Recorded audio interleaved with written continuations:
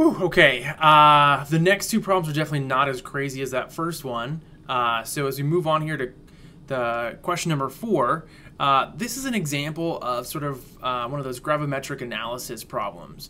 It's really just, again, sort of a stoichiometry problem, but one in which you are applying a specific lab protocol. So look at number 4. It says an ore sample is to be analyzed for sulfur. As part of the procedure, the ore is dissolved and the sulfur is converted to sulfate ion SO4 2-. Barium nitrate is added, which causes the sulfate to precipitate out as barium sulfate. The original sample has a mass of 3.187 grams. The dried barium sulfate has a mass of 2.005 grams. What is the percent of sulfur in the original ore? Okay, so we're going to start with our dried barium sulfate. So this is, after we complete the gravimetric analysis, this is our precipitate that's formed. We've dried it, and now we're going to analyze it. We've got our 2.005 grams of this dried barium sulfate. We are going to figure out, essentially, how much sulfur is in this 2.005 grams of barium sulfate. So to do that, we need to first convert our grams of barium sulfate to moles of barium sulfate.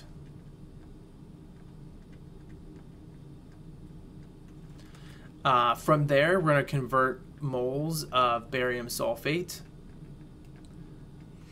to moles of sulfur. Again, we're looking just for the sulfur content. And then from there, we can convert our moles of sulfur to grams of sulfur. So as we look to fill in the missing numbers here, this relationship, again, moles and grams, can be found on the periodic table.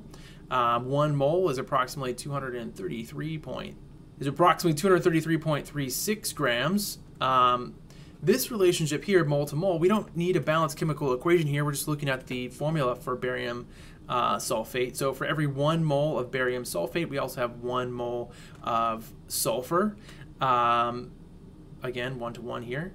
And then as you look at the last relationship here, grams to moles, again, that's going to come from the periodic table, 32.07 grams for every 1 mole of sulfur.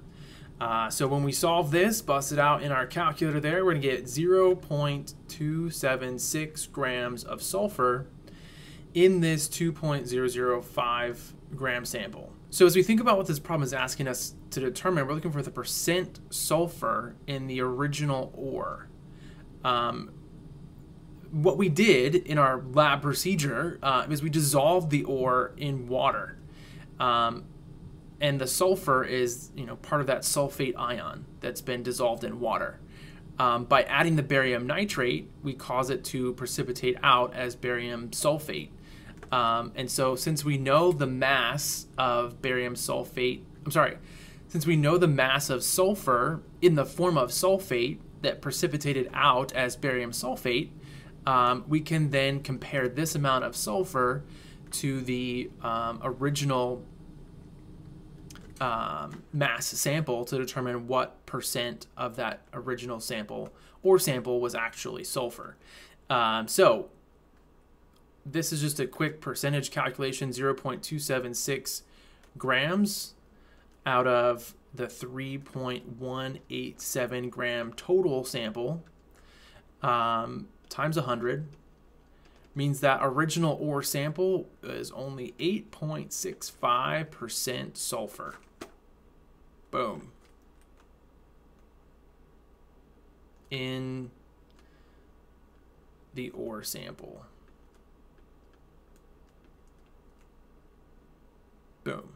Whew. All right, and our final problem here is going to be taking a look at another stoichiometry problem, but it's going to be looking at stoichiometry as it pertains to a titration situation.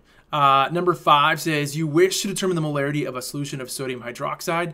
To do this, you titrate a 25.00 milliliter aliquot of your sample, which has had 3 drops of phenolphthalein indicator added so that it is pink, with 0.1067 molar hydrochloric acid.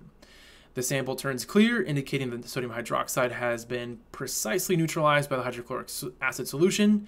After the addition of 42.95 milliliters of the HCl. Calculate the molarity of your sodium hydroxide solution. Okay. Unfortunately, we are not provided with a balanced chemical equation, so our first step is to write one. We've got our sodium hydroxide mixed with our hydrochloric acid. We are not told what our products are here, but you should recognize that this is going to be an acid-base neutralization reaction, base acid. So we're going to form sodium chloride and water. Always important to make sure that it is balanced before we move forward. It is in fact balanced as written. I'm going to write in the ones just to help me visualize the relationship here between our reactants and products. And now we can get started. As we take a look here, it's important first to recognize that your coefficients represent a ratio in moles. So regardless of what you're given in the problem, you need to first convert to moles. And so as we see here, we're given, or we use 42.95 milliliters of a 0.1067 molar HCl solution.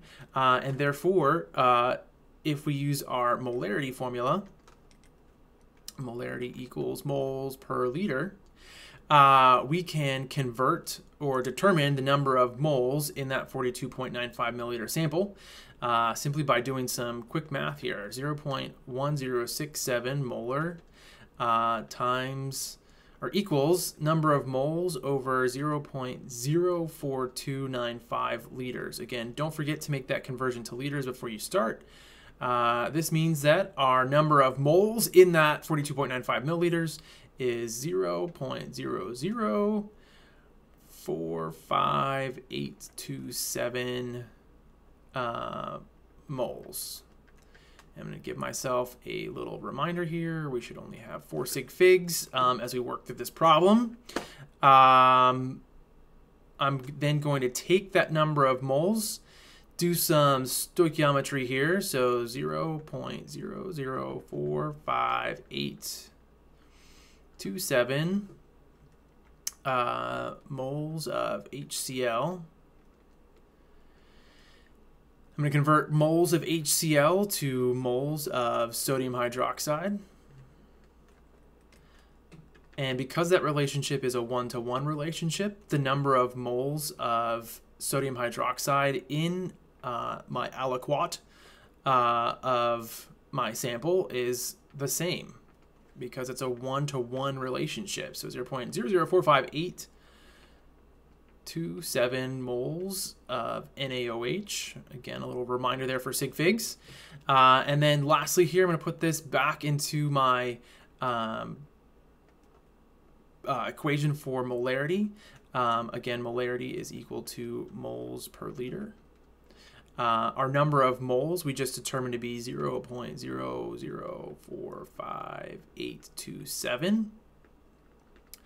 Our volume of our aliquot is 0.02500 liters. Again, that comes from our problem here.